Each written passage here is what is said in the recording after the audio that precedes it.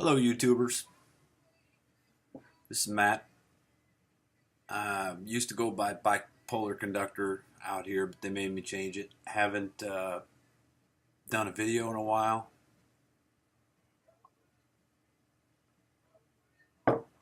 Thought I would do one. See if there's anybody still listening out there. This setting is on my iMac is called X-Ray. I don't know. I just thought I'm so pale, and my skin is not that great as a normal photograph with the lights that I have in here. So I thought this was easier to look at. But if you hate it, let me know. Also, I think eyes are the window to the soul, and this sort of highlights the eyes a little bit. I think if you're bipolar like me, you may like it, you may not. I'm looking for feedback on that aspect. So I just moved my setup around so that I'd be able to record without too much going on in the background or things moving or any unpleasant lighting or anything like that. I'm trying to see if there's anybody still out here listening to my channel, and if not, I wanted to see if I could engender any interest. I see a lot of people making passive income out here, and it would be nice, to be able to do some of that. I know it takes a year, 2, 3 to be able to build a user base, but I don't even know if I have that kind of time. Probably not. But I thought I would just put something out there and just see what the response is. So here's the topic I wanted to kind of talk about today. See if some of you are experiencing similar things to what I have in this area. And this is along a series I'm going to do called Your Bipolar Journey, which is meant to speak directly to people who struggle with bipolar disorder or some other like major depressive disorder, or which can be similar, or post-traumatic stress disorder, which can also have similar symptoms. I'm 45 years old, and I've been fighting this thing since I was about 30, when I lost my first job and didn't know what bipolar disorder was at the time. And then I dove into alcohol, which is something I think is pretty common for bipolar people, and pretty much trashed my life at that point. I've been sober for over 8 years now. I haven't had a drop of alcohol in that time. I stay away from prescription drugs also because I found that they destabilized me. I'm just trying to give a little background on myself for people who are maybe checking me out for the first time. What it was is, I think when I was young in being bipolar, I thought that alcohol and prescription drugs and other things that I could use to try to control my uplift, to try to stay above the depression all the time. I thought those things were my best friend. I thought those were the best assets I had available to me, but it turns out they're not. And that's not my doctor talking. That's not books talking. That's me talking after experience with them. Because if you think of your brain like one of those lamps on a rheostat, right? Like one of those halogen 350 or 500 watt lamps on a rheostat that you can turn up, real bright, or turn down to dim level. If you think of your brain that way, we, without even thinking about it, from the time we're really young, we use substances to try to bring the brightness up in our brain. I use that metaphor because it's just too clouded to talk about neurochemistry and biology and all of that the way most doctors approach this. So the problem with that is that if we're left to our own devices, we run too bright for too long, and then basically our whole system has to cool off. And that's why we go into these long protracted depressions. That's why if we fly too high for too long, we can kind of burn out and even enter into psychosis.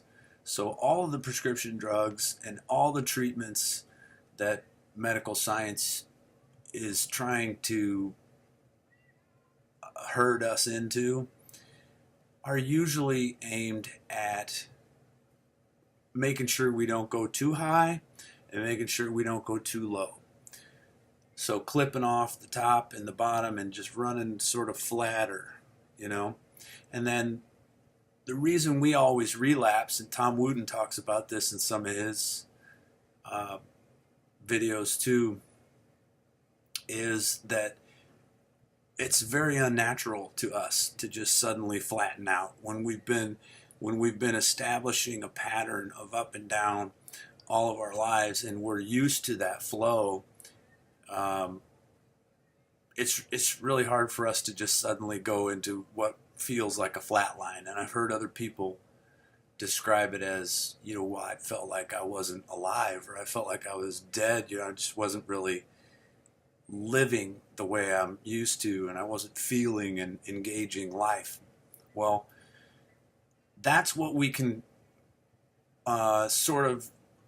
what I've done is, and what all of us can do, is to try to sort that out on our own.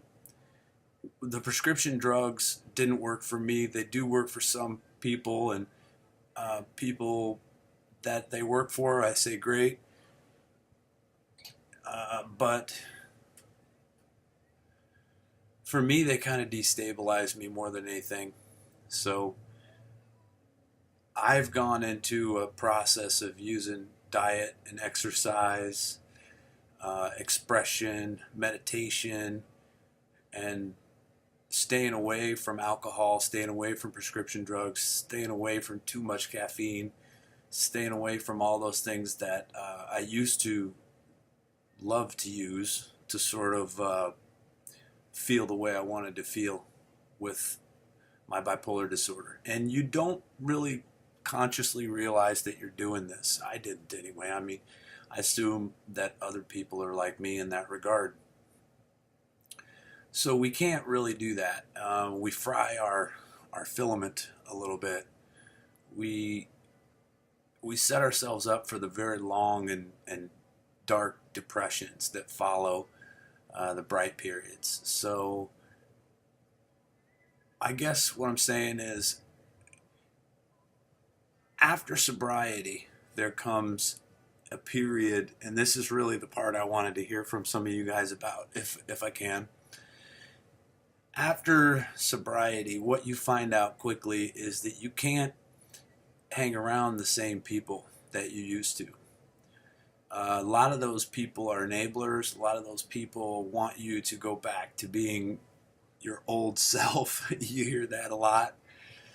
And your old self was the one that used to abuse substances, and you know that you can't be that person anymore. So after years, sometimes years of trying to maintain those friendships, you find that you can't.